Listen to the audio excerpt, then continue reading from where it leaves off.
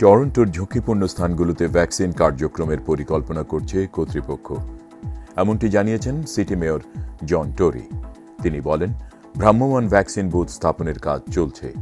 অবশ্য ভ্যাকসিনের পর্যাপ্ত সরবরাহ নিশ্চিত না হলে ওই পরিকল্পনা বাস্তবায়ন সম্ভব হবে না বলেও আশঙ্কা প্রকাশ করেন তিনি।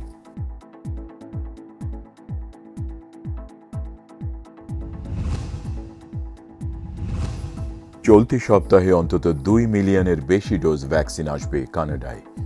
কোভ্যাক্স কর্মসূচির অংশ হিসেবে এই ভ্যাকসিন আসছে বলে জানিয়েছে গ্লোবাল নিউজ। কোভ্যাক্সে এখন পর্যন্ত প্রায় $440 মিলিয়ন ব্যয় করেছে ফেডারেল সরকার। এর আওতায় প্রায় 15 মিলিয়ন ডোজ ভ্যাকসিন আসবে কানাডায়।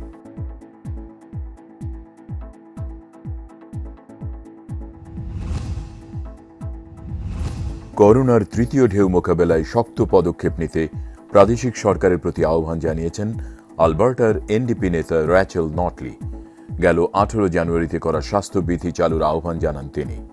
সাম্প্রতিক সময়ে প্রদেশটিতে করোনা ভাইরাসে আক্রান্ত রোগীদের মধ্যে 38% মানুষের শরীরেই করোনার নতুন ধরন পাওয়া গেছে।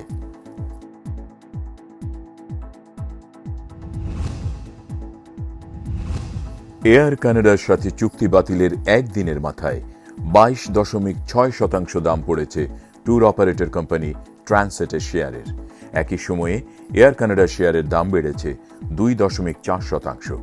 এর আগে ইউরোপিয়ান কমিশনের চাপে ট্রান্সেটকে অধিগ্রহণের চুক্তি বাতিল করে এয়ার কানাডা।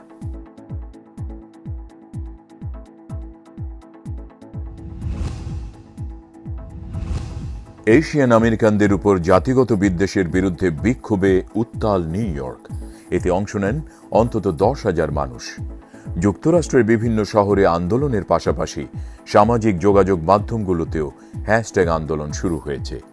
এদিকে যুক্তরাষ্ট্র ছাড়াও বিশ্বের বিভিন্ন দেশে শুরু হয়েছে এশিয়ান বিদ্বেষ বিরোধী আন্দোলন।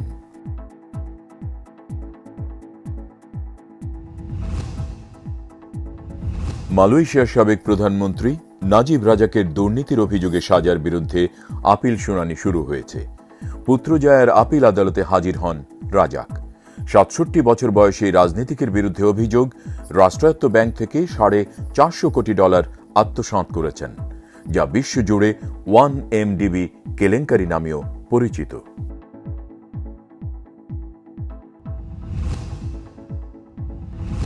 ইন্দোনেশিয়ার দক্ষিণ পূর্বাঞ্চলীয় দ্বীপগুলোতে ক্রান্তীয় ঘূর্ণিঝড় সেরোজার প্রভাবে ভারী বৃষ্টিপাতের মধ্যে বন্যা, ভূমিধস ও ঝড়ে মৃতের সংখ্যা অন্তত 70 জনে দাঁড়িয়েছে।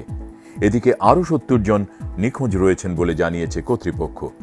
এছাড়া নিরাপদ স্থানে সরিয়ে নেওয়া হয়েছে অন্তত 400 বাসিন্দাকে।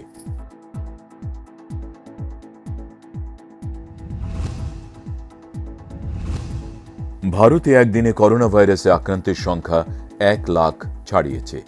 এতে দেশটিতে মোট আক্রান্তের সংখ্যা দাঁড়িয়েছে 1,25,00,000-এর বেশি। একই সময়ে প্রাণ হারিয়েছেন 1,65,000-এর বেশি মানুষ। বিশ্বজুড়ে মোট আক্রান্তের সংখ্যায় যুক্তরাষ্ট্র, ব্রাজিলের পরই ভারতের অবস্থান।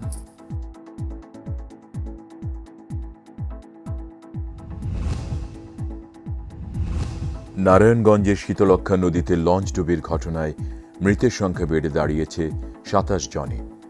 এছাড়া এখনও নিখোঁজ রয়েছেন 9 জন। তাদের সন্ধানে কাজ করছে কোস্টগার্ড, নৌবাহিনী আর ফায়ার সার্ভিসের ডুবুরিরা। ধারণা করা হচ্ছে লঞ্চের ভেতরে আটকে পড়া অনেকে প্রচণ্ড স্রোতে ভেসে গেছেন।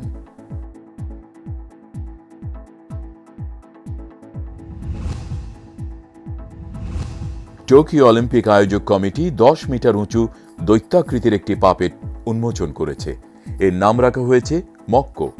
2011 সালে ভূমিকম্প ও সুনামিতে ক্ষতিগ্রস্ত হওয়া জাপানের 3টি অঞ্চলে প্রদক্ষিণ করবে ওই পাপেট। সবকিছু ঠিক থাকলে আগামী 23 জুলাই পর্দা উঠবে গ্রেটেস্ট শো অন আর্থের।